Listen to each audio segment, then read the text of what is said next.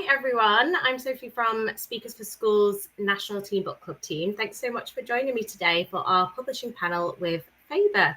This event is being delivered as part of our Industry Spotlight series of talks and our Discover Creative Careers campaign, which gives you insights into creative jobs and industries. Faber is one of the world's great independent publishing houses and has been publishing literature since it was founded in 1929. So we're delighted to be joined by a panel of experts from across Faber's publishing team. This panel talk will last around an hour, and we'll start with a quick introduction to each of our guest speakers and a couple of questions for them. And then we'll move on to our questions for the full panel, fitting in as many as we can in the time frame, and that includes your questions as well. As we move through the slides, you'll see a QR code and a numerical code pop up on those slides, and you can submit questions during the session for our speakers that way.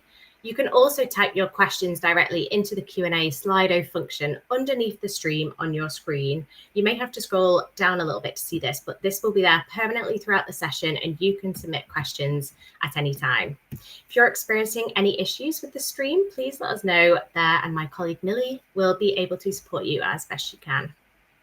So we're going to move on to introduce our first speaker now. So welcome, Judith, our first speaker. Hi, Judith. Our first speaker is Jude. She is the Operations Director at Faber. Jude was born in Newcastle upon Tyne, and she studied English for her undergraduate degree and a master's degree in publishing after that. She moved to London to work in publishing, which she has done for 28 years.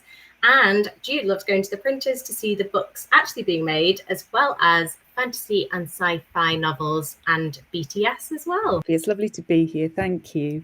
Hi, Jude. Thanks for giving up your time to speak to us today. So we're going to ask you our first two questions. The first one, please will you tell us a bit more about your role as Operations Director at Faber? Yeah, so the Operations Director role is part of the leadership team at Faber. So I have quite a few departments that report into me. So that includes the production department, which is where I did my training and where I sort of grew up through publishing, pre-press department, the IT department, facilities, and then I'm in charge of a few other areas, including sustainability, the critical path, which is the sort of the schedule that the books run on, which is really important. And currently, obviously, we're exploring all options to do with AI.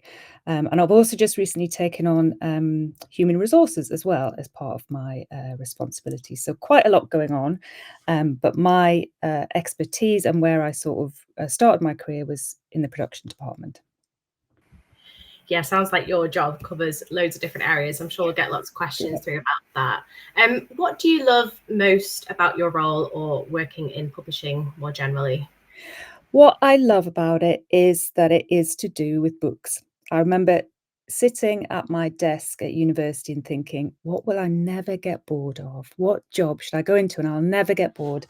And it is very much about the books that, you know, that we make, but, you know, all books in general. I love reading, but I've always loved books as physical objects, which I think is what drew me to the production department and one of the reasons that I love going to the printers. So being surrounded by books, people who love books, people who want to sort of grow readership and get more people reading books is one of the wonderful things about my job. And also, so I love the books as physical objects, and I love the people that work in publishing who will have that passion as well, and that sort of dedication to and see books as a good thing in society. I feel quite passionately about that.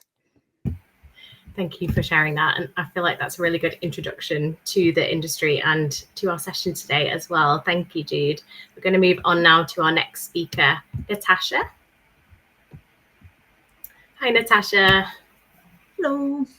Hello. So Natasha is a managing editor at Faber Children's, which publishes brilliant books for children of all ages by lots of different and well-known authors. Some of them are on screen there. Natasha studied history at uni, then undertook an incredibly long list of internships before starting as an editorial assistant at Faber 9 years ago.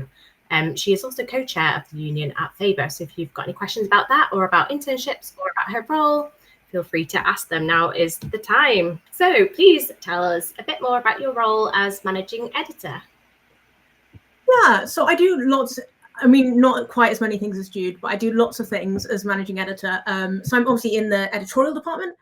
So I work on the books and the texts themselves. And I work, so the children's team work on everything from picture books, as you can see behind me. There's some up here. Yep, there we go. Up to kind of young adult stuff. So there's a kind of whole range of different books that I work on all the time. One of my main things is being in charge of schedules, the critical path thing. Jude mentioned, very important that books come out on time. And I also work on things like copy editing, typesetting and proofreading. So all the stuff about making sure a book is perfect, all the grammar, spelling is right, and also making it look like a book. So, you know, it comes in as a Word document and it has to be set up so it prints out like as a book, as you've seen. I also work lots with authors and illustrators. And then I do some extra bits as well, where I speak at kind of conferences and talk to agents lots at book fairs. And a fun thing that's coming up next weekend is I help out at YALC, which is the Young Adult Literary Convention, which is really fun. And then, yes, I have the union role on the side, so representing the whole of Faber to management, which is a really great part of my role as well. Brilliant, thank you. Sounds quite a collaborative role that you have. What do you love most about your job, or, you know, why would you recommend your industry or your job? So I think I really love the variety, because I'm working on stuff for so many different age ranges. 1 minute I'll be working on like the most adorable picture book you've ever seen about, you know, no, there's a hedgehog and tortoise up behind me saying Merry Whatmas. And the next minute I'll be working on like a really epic YA romantasy, or the bell jar in our classics list. So I love that I'm working on like so many different things all the time. It's like a really huge variety of stuff. And, you know, that's the same in all publishing jobs. No two books are the same. It's all different. It's all really creative. And I love that. And I think, yeah, that's what's great about publishing. Everything is special, different and unique and creative. And you get to kind of really be in that place. And I agree with Jude, it's also a really friendly industry. Everyone's lovely. And I think that's especially true in children's, because you kind of have to be quite over enthusiastic about children's books to get here. Brilliant. Thank you so much, Natasha. Okay, we're going to move on to Bridget now. Welcome, Bridget. Hello, Sophie. Thanks for having me here. Thank you for giving up your time to speak to us. So Bridget is the International Sales Development Manager at Faber. She trained in leisure management before moving to Austria to learn German. There she found her love for books, working as a buyer and branch manager of a large bookshop. So if you've got any questions about working at bookshops as well, feel free to ask them. She now coordinates sales into Europe and South Africa. Please will you tell us a bit more about your role at Faber? Yeah, so I work in the sales department. So once the books have been coordinated by Natasha and produced by Jude, they need to get out into the world. So that's what the sales department at Faber does. So if you ever see, when you see books sitting in your bookshop, they haven't just landed there magically. Someone's actually talked to the bookseller, to the buyer at the bookshop, and someone's arranged for them to get there. So that's what I do. I talk to booksellers in bookshops and galleries and museums and wholesalers about the books that we produce, and they tell me how many they want, and I make sure that they get there. The fortunate thing about my role is that I don't work with the UK bookshops. I work with bookshops in Europe and South Africa, and the team that I work with in international, we get our English language books out to the rest of the world. So we're a global business. So I could have emails one day from inquiries from Helsinki, the next email is from Berlin, the next email is from South Africa. So you're constantly in your mind on your emails, and also physically sometimes just bouncing from one country to another. So, and there's a lot of people that read English. There's a lot of people that love to read English because that's their second or third language, or English is their first language and they live abroad. So. Brilliant, thank you. Sounds like a lot of multitasking, but an exciting role for sure. What do you love most about your role or working in publishing? Well, it's the books, obviously, but it's also people and places. If you know, I work with books, but I also have the privilege of working with lots and lots of different people in lots of different places and different cultures around the world. So it's mixing all those together. It's a combination of office work, sitting down in front of a desk, but it's also getting on a plane or train or wherever and going to another place to talk to people about books. So I do a lot of talking about books constantly. So it's just telling stories, enjoying talking to people about books, and getting paid for it, really. That's what I love. And books are a very emotional business. So everyone you talk to about a book will have an emotional reaction to a book that they've read. So it's not like selling socks. You either get the choice of a red one, a blue one, or a green one. Every book has a different emotion attached to it, and people love to talk to you about them, and we love to talk to them about our books. That's great. Thank you so much, Bridget. And we're going to move on to our final speaker now, Hannah. Hi, Hannah. Hello. Hi, Sophie. Thanks for having me. Thank you for being here. So Hannah is our rights manager from Faber, where she sells adult and children's books into foreign languages and audiobooks. She works with publishers in Scandinavia, Greece, Eastern Europe, and Asia, and works closely with editors and travels for work as well. She studied geography and then did a master's in English, and she loves reading, traveling, photography, her family, and her dog. Please will you tell us a bit more about your role as rights manager, please, Hannah? Yes. So I work in the rights department, which is basically the part of the publishing house that works to sell our books into either foreign languages and also into other formats. So we do some we do audiobooks as well. We do some film and TV rights, theatre, like adapting into dramatic. We do all sorts of different things with our books, and that's basically what the rights department does. My job, I work mostly on translation. So once our books, we've agreed with an author that we're going to publish their book, then we work with them to, normally via their agents, we decide what rights we're going to represent. And at that point, we would normally sort of say, we think we could sell this into translation, and please let us handle your translation rights for you. And then assuming they agree and we get translation rights in a book, then I work to sell those books into foreign languages. So similar to what Bridget does, except instead of selling the English language book in foreign countries, I'm selling the foreign language rights. So a publisher in France, for example, might buy our book and publish it in French. And that's basically the bulk of what I do. And then the other thing that I do is audio rights. So I sell our books into audio as well. I work with Audible and a lot of other big audio publishers. And I do that whenever we don't produce our own audiobook. So I work quite closely with our audio editor to decide when to sell a book and when Faber will make it themselves. And that's most of my job. Well, thank you. Sounds really interesting. And we already had a pre-submitted question about audiobooks, so we'll come to that a bit later. What do you love most about your role, and why would you recommend your job or your industry? There's several things I love about my role. One is definitely how varied it is. So I like that one day, I'll be managing, for example, we might have a book that will sell into Japan, and we'll have like 3 publishers who want to publish it, and I'll be dealing with all of their offers, and then I'll take it to the author and they'll pick their favorite publisher. So that will be one piece of work. And then the next, I might be looking at getting their cover approved. So they will sort of say to the author, this is how we want to publish your book. Are you happy with it? And it's my job to make sure that the author's happy with it, that the publisher are happy. I get to see as well, the books come from sort of, the manuscript all the way to the finished product in translation. And it's always really satisfying seeing all of the different foreign editions in the office. At the moment, we've got maybe 10 foreign editions of a graphic novel we did of Lord of the Flies. So sitting on our windowsill in the office. So that's always very satisfying.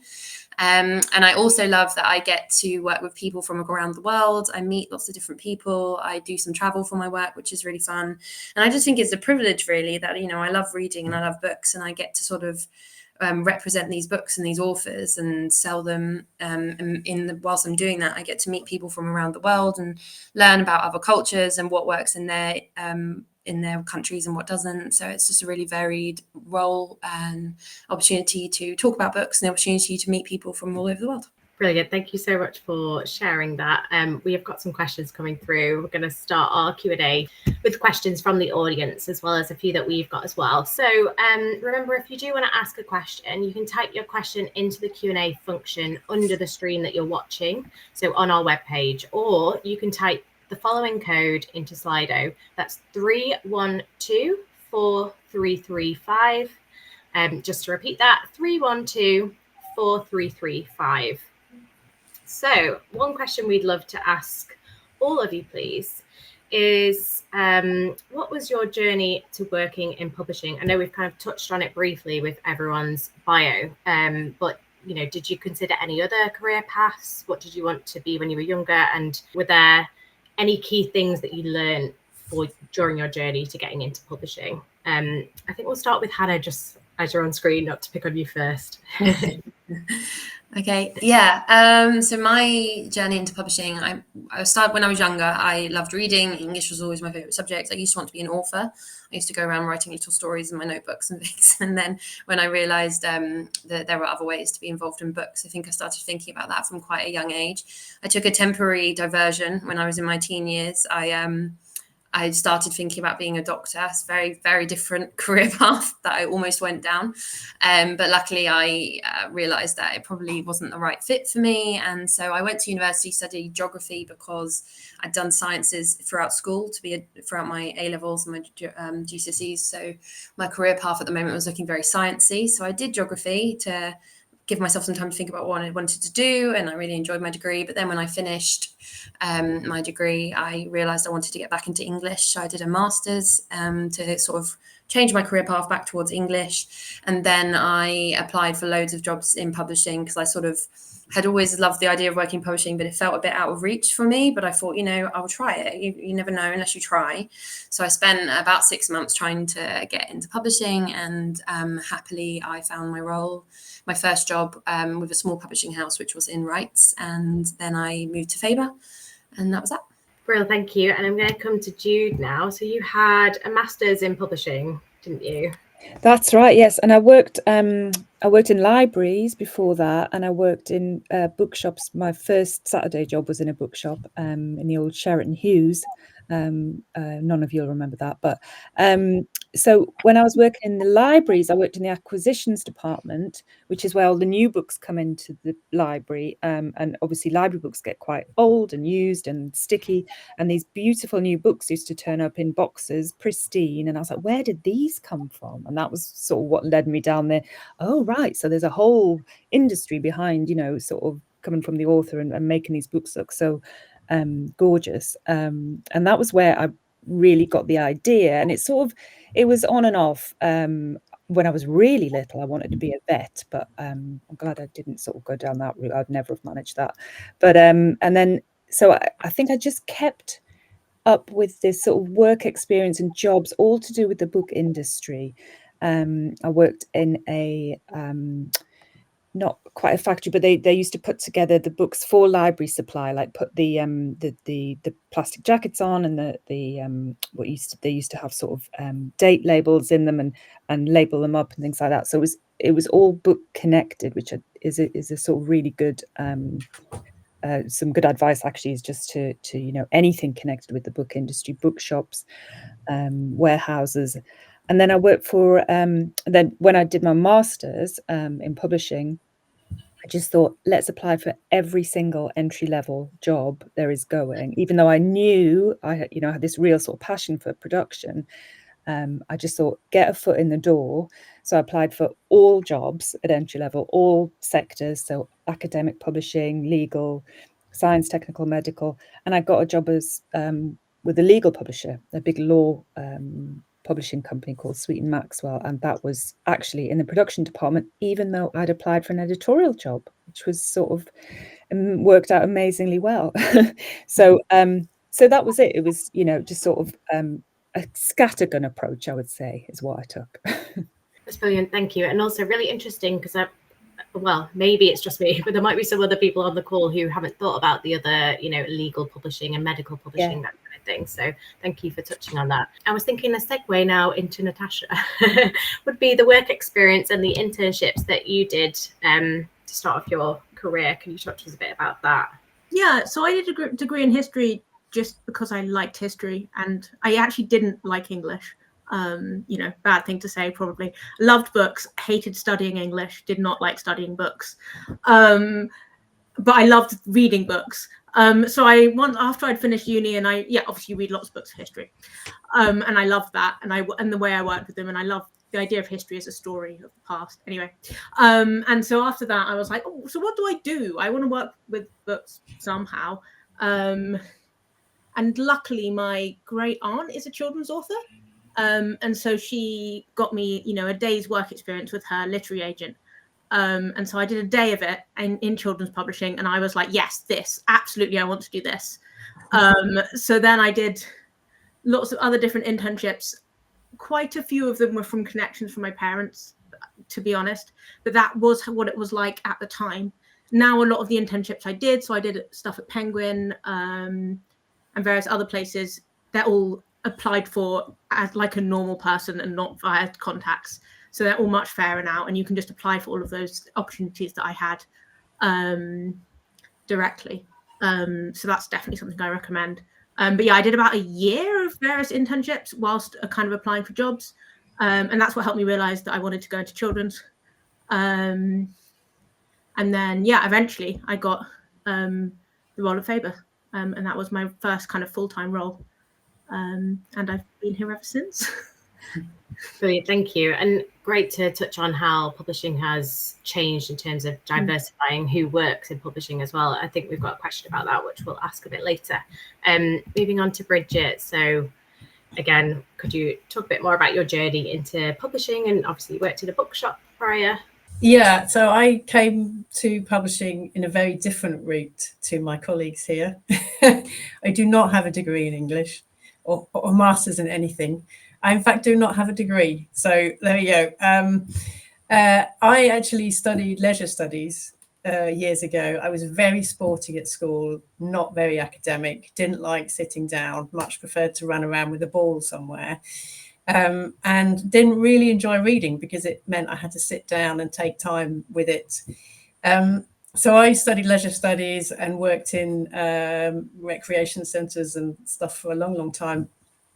But I sort of got to that point where I thought, this isn't really me anymore. And I guess now you call it pivoting a career, then you don't. But basically I did a complete career pivot in my mid-20s. And I went to study German, actually, in Austria. And initially I was there just as a break, so I guess as a year out, but it was just a few months. And it was there that I really started to spend time, actually really got into nonfiction. I read loads and loads of biographies and all sorts of in-depth science things and Freud and you name it, I read it for nonfiction. And then a job came up in a bookshop. It was actually an English language bookshop, but in Austria. So we only had English language books, but of course all our customers came from all around Europe. So it was a quick learning curve on managing to switch from one sentence for English to German constantly and talking about books in both languages. And then I just sort of fell in love with books. I love being in the bookshop. For those that love books, I love the smell of a bookshop. You walk in, you open the doors in the morning and you have this fresh book smell. It's a weird thing, but it's rather lovely.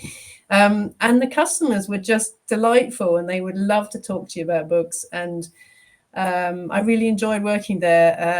Then I was a buyer. I bought for different departments in the bookshop and then was a manager and just really enjoyed working in a bookshop. It's just such a great, if you get a great bookshop it's a real community, and it's a lovely way of working with books and words and stories. And for me, I came to the point where I had worked so closely with publishers, because publishers, you get all your books from publishers, and I wanted to make the jump, I guess, from bookshop to publishing. And I had a few friends who worked in sales departments, and I thought maybe this is me. And then I got, actually, I had a maternity job first at Faber. So I moved back to London for a 9-month maternity job with no career prospect after that. And then I moved after that to the sales department, and I'm still here in the international sales department. So thank you, Bridget. I think that also shows, that careers, you might pick and choose your job and move around different sectors. So really interesting that you've highlighted that. While we've got you on screen, I'd love to move on to our next question, which is about skills needed for the job. So are there any transferable skills that you felt you had in your previous work that you've brought into publishing? Yeah, well, with sales, I guess the biggest skill you need is you can't be scared of people.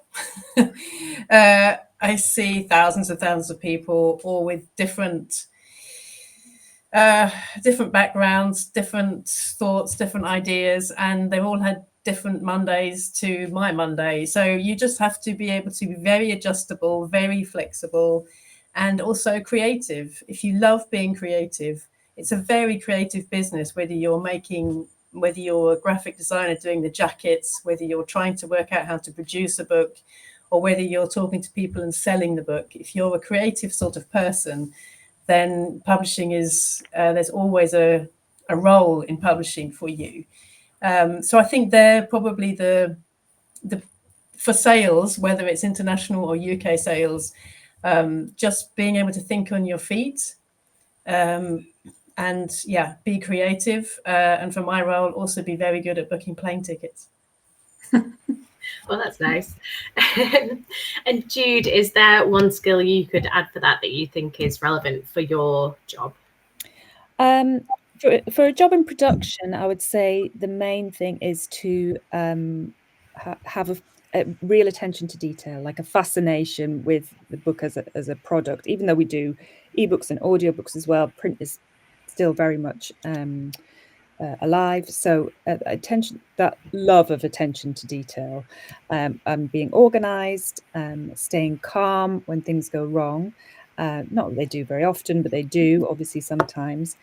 Enjoying a bit of problem solving, and also maths. Sort of you don't have to be a maths genius at all, but basic solid maths, and all it is multiplication and addition and subtraction. But you need to not be scared to see quite a lot of numbers, because that is the prices that we work with the printers, and when we build up a costing to show how much the book is going to cost to make, how much we're going to sell it for, what if we're going to make any money, those sort of estimates, it looks like a lot of numbers all at once. So just not being afraid of the numbers side of it, I would say. Yeah, and there's always Google and calculators to help with that. Hopefully. Exactly. Yes, you're allowed to use your calculator at work. Thank you. And Natasha, is there a skill that you could add about your role? I think being really organized, because I work on so many books at one time. We publish about 50 or so books in the children's list in 1 year, and I'm currently working on stuff not just for next year 2025, but also for 2026 and 2027. So there's like 150 possible books I could be working on at any one time. So it's like being able to prioritize and going from one book thing to the other. I mean, that's what I love about my job, but it is quite hectic. Yeah, I think that's kind of one of the key things. Also, the same as Jude, attention to detail. One of my main jobs is spotting typos before things go to print. There will always be one typo in a book. That's a fun thing to do when you're reading a book. Find the one typo, because we're only human. Everyone's going to miss something.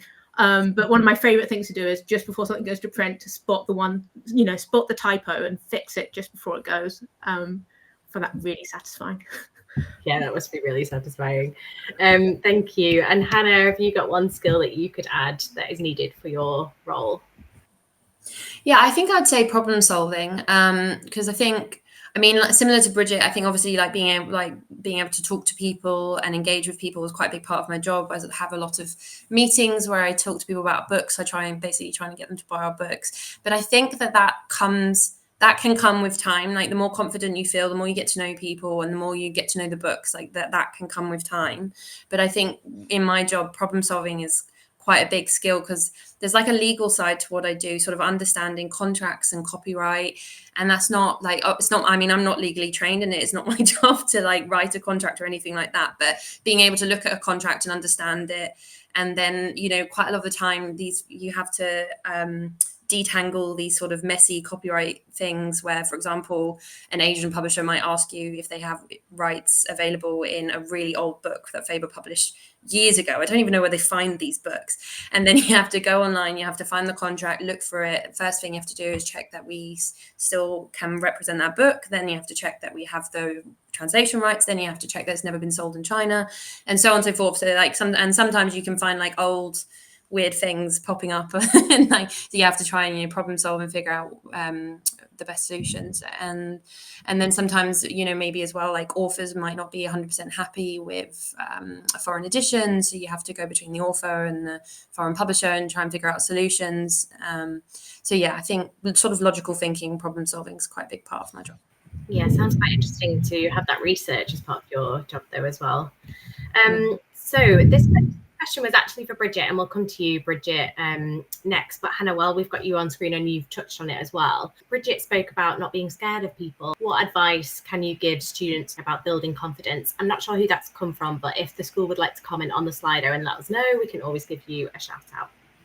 Yeah, I think, I mean, my main piece of advice with that, I guess, would be that confidence can be built over time, and that it's okay to not feel 100% confident at first, you know, because obviously, you know, when learning a new skill or learning a new industry, it is all new, and that is actually, it's okay. And I think a lot of people feel like they need to come into a job and look like they know everything and they can handle everything, but actually, you know, it's you're learning, and that's okay. And it's completely common to be a bit nervous or to be a bit anxious. I know when I first started having to have these meetings with foreign publishers where I would be pitching our books to them, it all felt very scary. Even though I'm a friendly person, I like chatting to people, but I didn't necessarily feel like I was qualified to be doing what I was doing. But, you know, it comes with time, the confidence, the sort of, the longer you do something, the more you build up those skills and the more happy you feel, you know, and in doing it.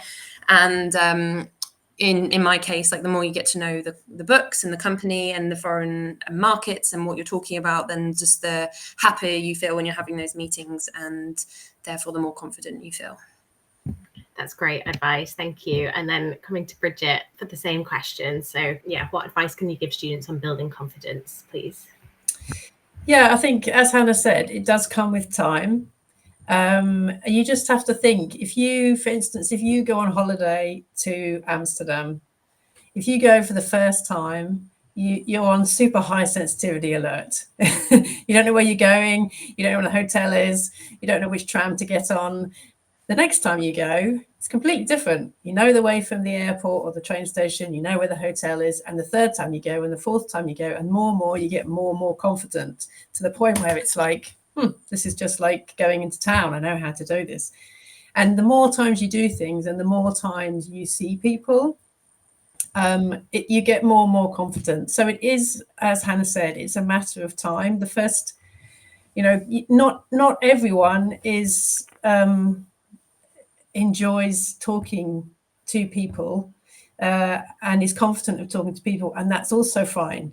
But if in a sales aspect, if you're happy to go and just sit in a room with someone and talk books and enjoy what you're talking about, then that confidence comes. And yeah, it's a process. A lot of the customers that I see, I've seen for over 10 or 15 years. So for me, they feel like colleagues as well. They just happen to be living in a different country. So instead of going to my colleagues in the office, I just go to my colleague in Helsinki, whatever. That's the sort of feeling. So it's just like going to see another colleague somewhere.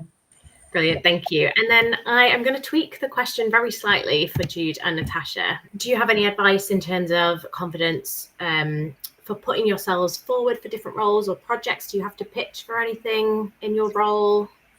Yeah, I would say enthusiasm is a really big thing, and I don't think, you know, I don't just mean sort of shouting the loudest, but sort of finding out about if there's a new project coming up, finding out, talking to other people in the business. Like, don't just stay within your own department. Make connections with other staff in the business. Find out about this project if you're really interested. Like, we've got sort of 3 or 4 committees and panels that are not people's core jobs, that, you know, sort of to do with sustainability and AI and diversity, and it's you know, people want to be on those committees, sort of finding out about it and talking to your line manager. So it's more about sort of doing a bit more research just outside your ordinary job, and just learning more. I would say always learning. That's a really key thing for me as well. That's brilliant, thank you. And Natasha, I wondered if you could talk about confidence in terms of working with authors, like providing feedback, also in terms of the union that you're co-chair of as well.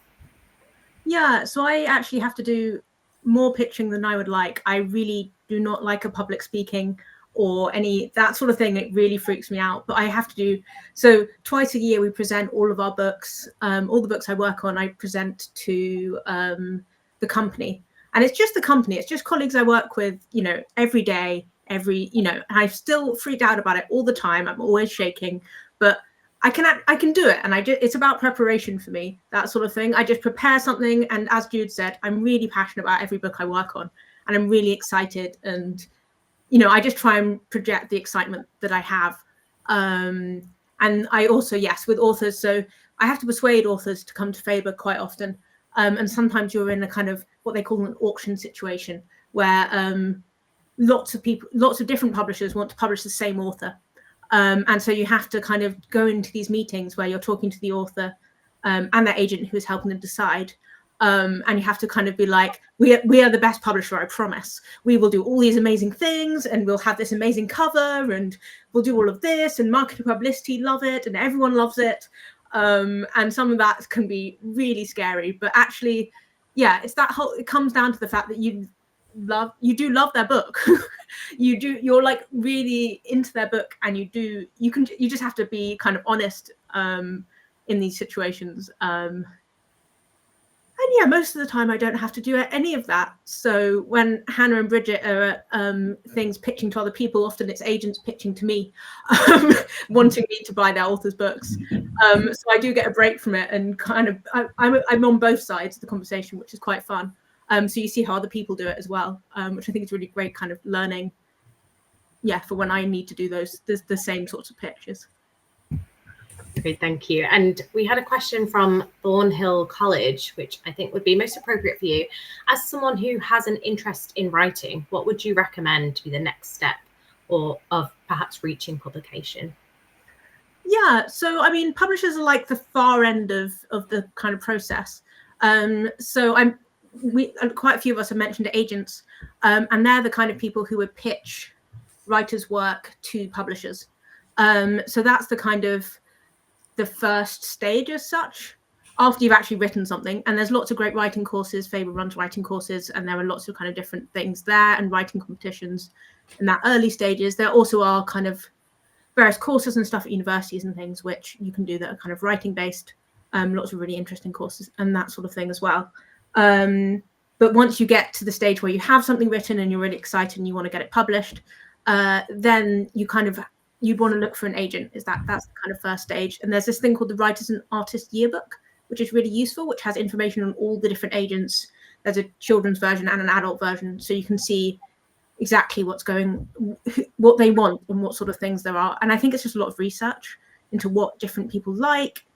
Publishing is very subjective, which is it has to be, because obviously books are subjective. You might hate a book that someone else loves, and that's okay. But it's one of those things. There's a lot of rejection in publishing because it is so subjective, and it is about, you know, different people will like different things, and that's brilliant. You know, every book I work on will be someone's favorite book and someone's worst book, and that is good. That is right. That everyone has things, but it does mean that when you do write something and you do try and get it published, there's going to be lots of people who don't like it, but you just have to find the one person who loves it. So I think that's the kind of advice I have, to not worry if it doesn't work out to start with. It's just finding that kind of one person who loves your writing and loves your work. Brilliant. Thank you, Natasha. And while we have you on screen and you've just kind of linked to this, we obviously want to encourage diversity in publishing, as I'm sure all of you do as well. How hard do you think it is to get into the industry, and what stories do you think aren't being told currently? There's sadly still a lot of stories that aren't being told or told enough in publishing. We are making efforts to do so. You'll see quite a lot of the books in the background are diverse in various ways, but there's a lot of work still to be done. And we definitely need people working in publishing who are from diverse backgrounds, from every bit of the UK and from every different culture in the UK. And that's something that I feel really passionate about. And I know that Faber works on, and also that the union works on. So yeah, I mean, it's a hard industry to get into, but you will if you persevere and you really love it and you really kind of look into it. I had an assistant recently, and one of the things I was really looking at in job applications was someone who'd actually I had got rid of so many job applications because they hadn't mentioned any books that Faber published. And it's kind of that, you know, I interviewed most people who mentioned a book that Faber published. It's not necessary, you know, sometimes it's just that you can find the people who are really passionate, who really look at the kind of books that you've done and really kind of fit with your publishing. So it's not impossible. There's lots of things you can do. And I think, yeah, I mean, publishing has rightfully been criticised for its lack of diversity. It's still rightfully criticised, and it's true and it's correct and it needs to be changed. But it is getting better. And as we said earlier, a lot of the kind of work experience programs and stuff are more representative, and you can apply for them. Anyone can apply for them. And there's also kind of apprenticeship schemes and stuff now as well. You don't have to have a degree necessarily, and you can have a degree in kind of pretty much whatever you want. You know, Hannah was in geography. I know other people who did biology. Your career path doesn't have to be defined by what you're studying now or what you study at uni. Yeah. Thank you. That's really helpful advice. And I'm going to come to Hannah now as we're talking about books, because we did have a question from Croydon College. They wanted to know about the relationship between the IP owner, author, and audiobook producers. So 2 questions. Who decides what changes can be made to the story or the characters? And are there legal differences in publishing physical books versus audiobooks? Okay, so the first question, that would be the authors entirely. So obviously there are lots of different audio publishers and there are lots of different publishers doing their own audio as well. So obviously audio has just massively exploded over the last, decade, if not more. And, getting more and more and more in demand. And therefore there are more and more audio publishers, more and more publishers doing their own audio as well. So it's an ever expanding field. Spotify launched into the audiobook sphere, I think it was last year, and that's already changed what's being listened to quite a lot. So, it's a hugely diverse part of publishing, I would say. Sorry, not diverse, hugely sort of expanding and very quickly changing part of publishing. And so obviously everyone works in different ways, but I would say that IP is always the author's, and that any adaptation into an audiobook should always be done with the author's consent, and it should always be done alongside the author. Any major changes should always be approved by the author, and it doesn't actually happen very often that there are many changes. Only maybe occasionally if the format doesn't necessarily fit audio, then there might be some changes, but that should always be done in agreement and often in tandem with authors' suggestions. And then for things like narrators as well, authors always have approval over their narrator choice, which can be a fun part and an interesting thing to work on, because there can be sort of quite a long process of finding the right narrator. The author might have always pictured a certain voice, and finding that person can be, a big part of the finished product. So that's also something that's always should always be done with the author's consent. And the second part of the question was, sorry, what was the second part of the question again? That's okay. Are there legal differences in publishing physical books versus audiobooks? in broad speaking terms, no. Like in sense of like, it's always still the author's copyright. It's still the publisher's job to publish that book as well as they can, and you know, to do justice to the book, to do justice to the author, to ensure the author is fairly paid and remunerated, to ensure that the product is the best. In all of those senses, it's legally the same.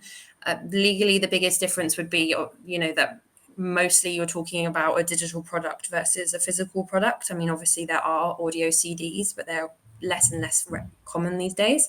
So the biggest legal differences would be in terms of, you know, it's a digital product versus a physical product, which means that then there's streaming on places like Spotify and Audible, and streaming is a completely different thing to obviously going and buying a physical book from a bookshop. The streaming is more like you have a subscription and you listen to a certain number of books. So that legal part is different because you have to make sure that the author is still getting fairly paid every time their audiobook is listened to. So I would say that's the main, and then all publishers have different views on whether streaming is okay, whether subscription services are okay. But legally, it's about making sure that the author's rights are honoured and that they're fairly paid. Thank you. And thanks again to Croydon College for that question. It's very interesting. We've had some questions about logistics. So I'm going to come to Jude and then Bridget on these. So we've had questions about what's the pay like? What are the holidays like? How stressful and flexible is your job? Pay. So it's not, publishing has had a reputation for not being the highest salaries of any industry, shall I say. I think my colleagues would agree with that. We're looking at entry level across the whole industry around about £28,000 a year now, I think. And that would depend on whether that's full time. So if you're doing an apprenticeship, it might be a bit different. So yeah, if you want to make mega bucks in a very short time, I would not advise going into publishing. But things have changed quite a lot, and salaries have improved because the cost of living has improved, and as the cost of living has gone up, and because a lot of publishing jobs are still in London, publishers need to pay their staff so they can afford to live in the most expensive city in the country. So it has improved, but still a little way to go, I would say. Did you say flexibility? Yeah. So holiday and flexible hours. Yeah. So holiday is that will vary, I think, depending on which publisher you get a job with. It's round about 20, 21, 22 days. The minute after the pandemic, so the flexible working shifted massively, and our staff come into the office minimum 2 days a week. Some people are in 5 days, some people are in 3, but there is the option to work at home, which is great, and has you know, really improved quality of life for a lot of people. Summer hours, Natasha's reminded me, yes, we have summer hours where we staff can finish early on a Friday during the I think it's June, July, August. Is that right? I think it is. Natasha's nodding at me. So there's a bit of flexibility there when it gets really hot, and then I would say in terms of your day-to-day hours, that would be just something to discuss with your line manager, but always worth asking the question when you go for an interview and being really clear about that, because the landscape is shifting a bit on flexible working and those hours and days in the office. Brilliant. That's a good piece of advice there, to mention that in advance in the interview, and have a look at the applications forms as well when you're filling them in. Yeah. Bridget, so same question, you know, how flexible, how stressful is the job? You do a lot of travel for yours. Could you talk to us about the holidays and that as well, the pay? Yeah, I mean, pay and holidays, we obviously work for the same company, so it's the same as Jude. That's the basic rate. And yeah, she's right. You don't necessarily go into publishing because you want to have a Lamborghini by the end of the first year. You go into it because you love books, but also, I mean, if the role in publishing works for you and it's something you feel you're really passionate about, then yeah, I mean, publishing is a great business to be in, and there are lots and lots of places you can move within. It's like a spider's web of networking between departments and publishers. And it is, in a way, I mean, I work for Faber and I travel for Faber in sales, but I regularly meet on the road other people who sell for other publishers. So even though we're a nice community within Faber, we're also quite a sales community within and with other publishers as well. We meet. As far as flexibility, the job that I have, you do have to be quite flexible. We don't. If I'm in London, then I'll work normal office hours. But if I'm traveling, then there's no such thing as normal office hours. So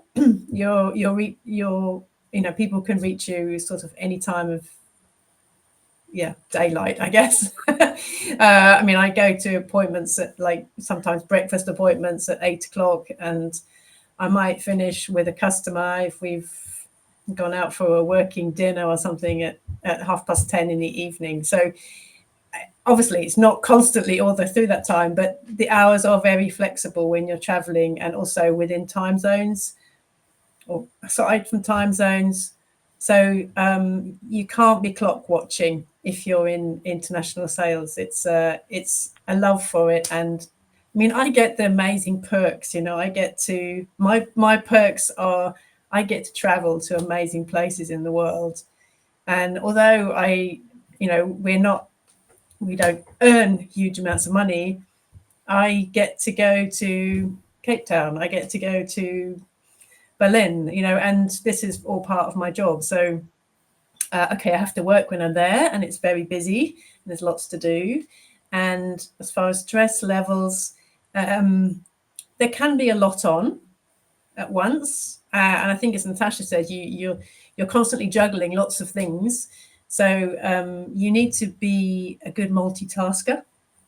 And if you can do that, but then you have down times as well. So calmer times when you're in the office. So a bit of both worlds. Thank you. And we had a question to come in anonymously, but it was about creativity in your job. I know you touched on that a bit before, but what kind of creative aspect is there in your job as someone who works in sales? Can you talk to us a bit more about that, please? Yeah, so if we've produced a particular book and I need to find the right way to sell that or to present that to somebody so that they would be excited about having that in their bookshop and then selling it to their customers. It's creating ways of sort of verbally talking to people about it, depending on who I'm talking to. If I'm talking to somebody who's maybe I know they don't like crime, and we've got one of the best crime authors going. So how am I going to present this crime book so they actually feel like, yes, this is something that one of my customers or more of my customers are going to love. I do a lot of PowerPoint presentations, a lot. So, and that also has a lot of freedom for creativity. I also do talks to bookseller organizations around Europe. We have big days in Amsterdam, and next week I'm off to Switzerland to talk to Swiss booksellers. And we have rooms full of book buyers, and it's a way to engage them in a creative way. So there are lots and lots of ways of being creative, and most companies love creative people because they have lots and lots of ideas and spark constantly. And the good publishers, and I say Faber is one of those, they're really open to new ideas from its own staff. And that's what keeps everything alive and a real community. That's brilliant. Thank you, Bridget. Conscious of the time, we've only got about 5 minutes left. The time has absolutely flown by. So I'd love to come to all of you on our final question, starting with Jude. So do you have any tips for young people who might be interested in pursuing a career in your specific department in publishing, or just in publishing more generally? Yeah, well, I think, as I said, being enthusiastic and getting experience of any aspect of anything to do with making books, selling books, reading books, even volunteering in the school library.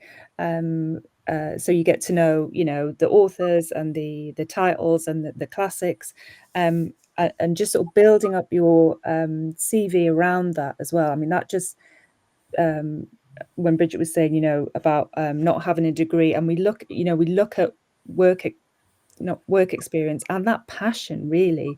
I've hired 2 apprentices from a program in recent years, and it's been so great. And just their enthusiasm and knowledge about the industry was just great, because they'd done that research and sort of I was just trying to think of more places that you could so we've done bookshops, libraries, schools, anywhere that you can pick up a book and talk to people about it, learn about it.